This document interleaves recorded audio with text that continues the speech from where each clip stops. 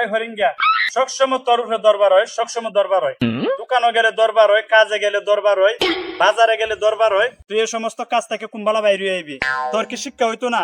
এই নাকি সবাই আইছে? সবাই আইছে, দরবারের কার্যক্রম শুরু করো।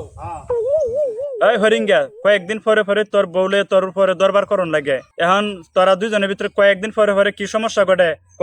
আমার তো কোনো দোষ নাই, আপনারা বুঝুন না। আমার আল্লাহ তিনটা লাল দিছে, আমি তো তারে লইয়া সংসার করতাম চাই। মানে হের মনোবান কুন্ডা হালায় দেয়া 2 দিন পরে ওরা কাজে লাগায় হিকো আমার সংসার করতো না।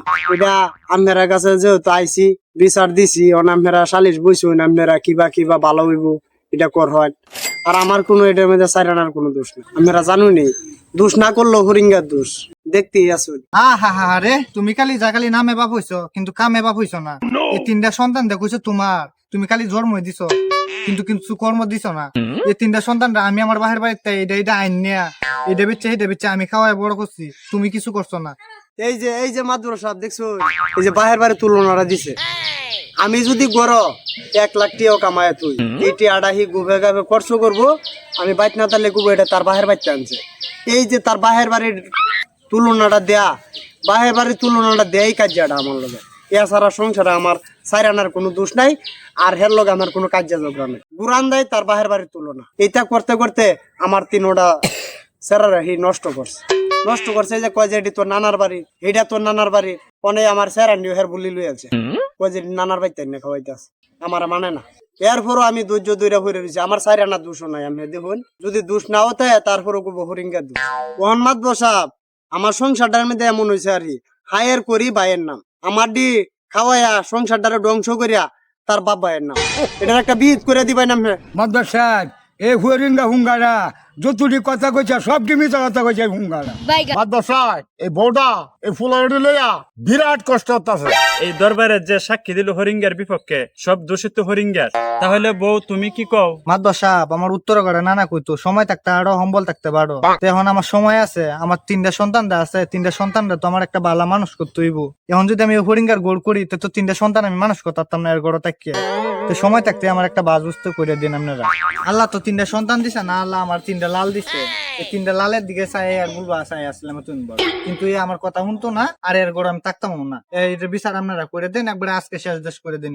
মাদ্রাস সাহেব সবকিছু মিলাই বুঝলাম, আমরা চাই না একটা সংসার ভাঙবো।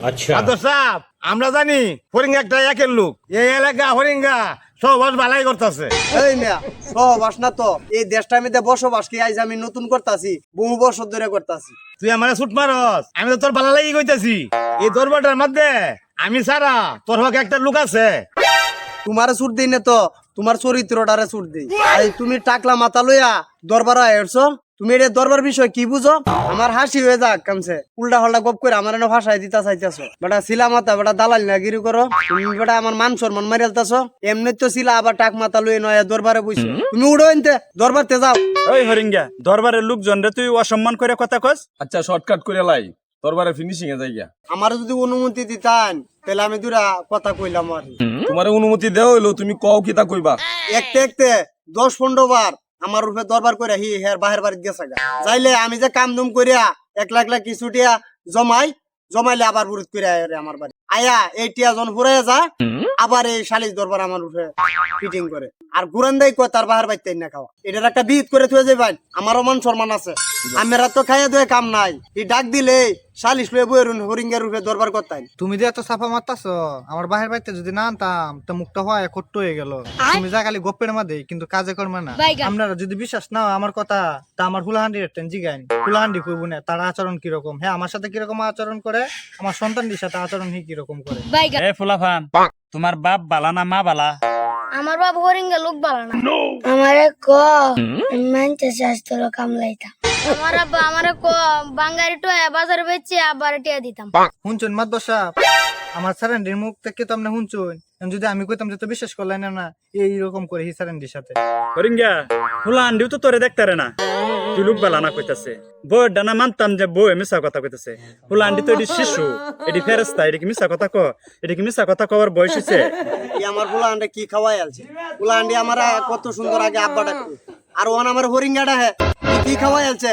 পোলান্ডেরে নষ্ট করে আছে ইও যেমন নষ্ট এর মতন করে আছে পোলান্ডের মাতবর সাহেব মিছা কথা কয় না হাসা কথা কয় এটা আমি কি বুঝবাই পোলান্ড এডি আমার একটাও না বাইগান কারণ দেউন চান না মুই আমার মতন কাটে নেই পোলা মানে এডি একটাও আমার না এডি হ্যাঁ করতে লইছে কাউয়ার বাসাত কুকি লেডিম পারছে এটা আমি টিয়ার পাইছি বালা মতন যাই লাগে যাক আহি আমার কোনো আহিতি নাই পোলান লয়ে যাক আমার কোনো আহিতি নাই মাতবর সাহেব হরিঙ্গার বউ তোমরা 2 রে কই একটা সংসার ভাঙন বালা না আমরারও জিমায় আছে আমরা চাই না একটা সংসার ভাঙো আমরা চাইতাছি আরেকবার তোমরা একসাথে থাকবা আমরা দেখতাম তোমরা 2 জন মিলে দেবা আপনারা 10 জনে যখন কইতাছুন আচ্ছা আমি আরেকবার যাই দেখি হ্যাঁ কি করে হে যদি আরেকবার এরকম করে তাহলে আমি আর হের গোল করতাম না তাহলে আমি একবার যাইঙ্গা সুন্দর বিচার হইছে এলা এরা দুইটা রে একসাথে মিলাই দেওয়াই